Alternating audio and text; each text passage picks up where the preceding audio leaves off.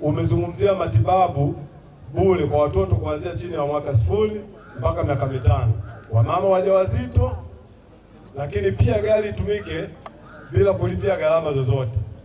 Maajabu yanayoonekana leo, mama mjamzito ikizidi miezi 2 kwenye kituo chetu cha afya hapa kuna faini, watu wanapigwa zaidi ya shilingi 50,000.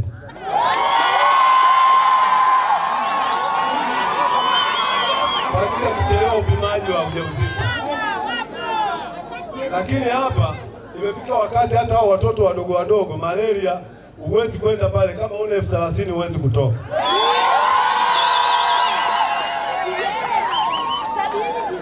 Shilingi 50,000.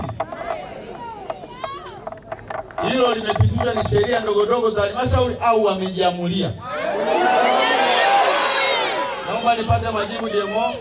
Mheshimiwa Mbunge, sisi kwetu afya hatuna sheria ya kutoza wajawazito waliochelewa kufika kwenye vituo vya afya kwa sababu tu kachelewa kuripoti.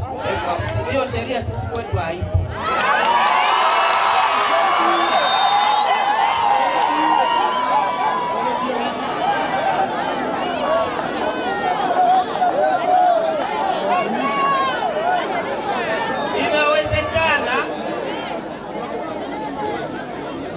Inawezekana kuna watumishi wachache ambao wanafanya kazi nje ya maadili, na kwa sababu swala hili lilishajitokeza zaidi ya mara moja na tuliwapa maelekezo wananchi, ikitokea pigeni simu, toeni taarifa ili tushughulike na hao ambao wanafanya hivyo vitendo vya kutoza 50,000 kwa wajawazito. Sawa jamani? Sasa kuanzia leo, yuko wapi mganga mkuu in charge wa kituo hiki? Yuko wapi? In charge.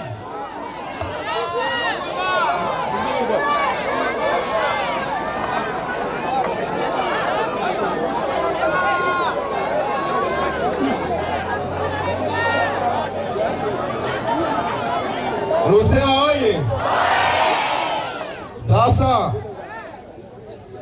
mkurugenzi huyu in charge wa kituo hiki hamisha kwanza. Leta mwingine.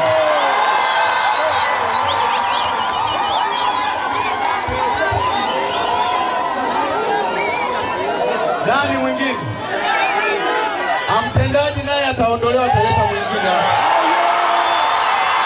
Haya, tumemaliza hivi. Lusewa oye! Lusewa oye! Tusikilizane basi. Cha kwanza ni marufuku kuwatoza wananchi shilingi 50,000 waliochelewa kwenda kliniki. La pili, huyu in charge wa kituo hiki ni mara ya pili linajitokeza hili jambo.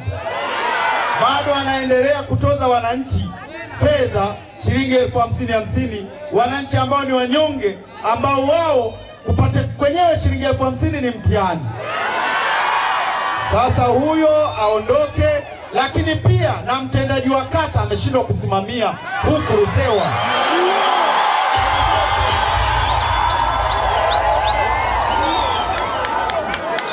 Lusewa oye!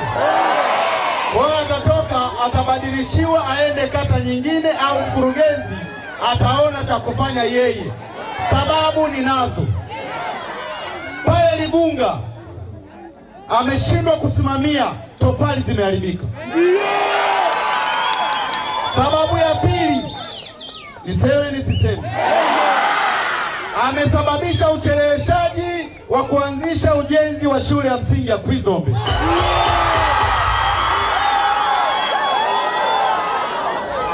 Sababu ya tatu, ameshindwa kushirikiana vizuri na wenzake kwa ajili ya kuwatetea wananchi, watu mpaka wamenyang'anywa maeneo pasipo kufahamu lolote linaloendelea.